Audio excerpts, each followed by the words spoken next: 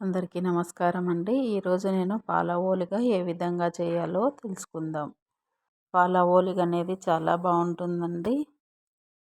ఆంధ్ర స్టైల్లో ఇది చాలా ఎక్కువగా చేసుకుంటారండి. పాల ఓలిగ పండుగలకి స్వీట్ తినాలనిపించినప్పుడు ఇది ఈజీగా చేసుకోవచ్చండి. చాలా టేస్టీగా ఉంటుంది. మా ఊర్లో ఎక్కువగా ఇలా చేస్తారండి.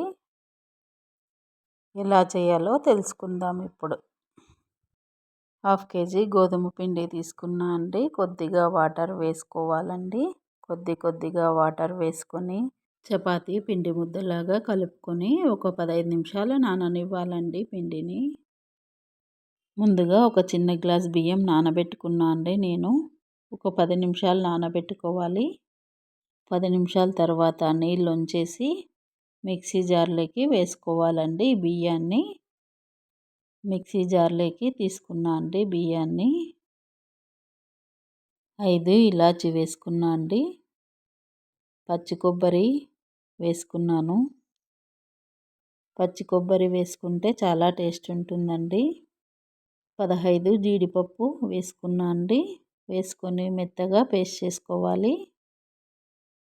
ఇలా పేస్ట్ చేసుకోవాలండి. ఒక వెడల్పాటి గిన్నె తీసుకొని ఈ గిన్నెలోకి మనం గ్రైండ్ చేసుకున్న పేస్ట్ను వేసుకోవాలి. 1 కప్పు బెల్లం తీసుకున్నా అండి. ఒక 2 గ్లాసులు వాటర్ వేసుకోవాలి. 1 కప్పు పిండికి 3 కప్పుల వాటర్ వేసుకోవాలండి. వాటర్ వేసుకొని బాగా కలుపుకోవాలండి. ఇది ఉండలు కడుతుంది. ఉండలు లేకుండా కలుపుకుంటూ ఉండాలి. బెల్లం కరిగితే చాలండి, పాకం అవసరం లేదు. బెల్లం కరిగిన తర్వాత వాటర్ని ఫిల్టర్ చేసుకొని వేసుకోవాలండి.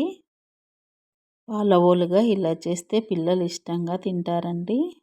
మా పిల్లలైతే చాలా ఇష్టంగా తింటారు. ఒకసారి మీరు కూడా ట్రై చేసి చూడండి. 1 గ్లాసు పాలు తీసుకున్నా అండి. కాచి చల్లార్చిన పాలు వేసుకొని బాగా మిక్స్ చేసుకోవాలండి. ఈ పాకం అనేది దగ్గర పడింది, బాగా చిక్కబడింది కదా. ఇంకా స్టవ్ ఆఫ్ చేసుకుందాము. కొద్దిగా పిండి తీసుకొని మనం చిన్న చిన్న పూరీల్లాగా చేసుకోవాలండి. అన్నీ ఇలాగే చేసుకొని డీప్ ఫ్రైకి సరిపడా ఆయిల్ పెట్టుకొని ఆయిల్ బాగా వేడయ్యాక ఇందులో ఒక్కొక్కటి వేసుకొని మనం పూరీలు ఏ విధంగా చేసుకుంటామో అలాగా చేసుకోవాలండి. అన్నీ ఇదే విధంగా చేసుకోవాలి. పూరీలు ఒక ప్లేట్లోకి తీసుకోవాలండి. తీసుకున్న తర్వాత పాకం బాగా చిక్కబడింది చూసారా. పూరి ఇలా ప్లేట్లోకి తీసుకొని పాకం పైన వేసుకోవాలండి. పూరి మొత్తం పూరికి బాగా పాకం పట్టేటట్లు వేసుకోవాలండి. తర్వాత ఇంకో పూరి వేసి అదే విధంగా పాకం ఇలా వేసుకోవాలండి. పూరి పైన పాకం పూరికి పట్టేటట్లు బాగా వేసుకోవాలండి.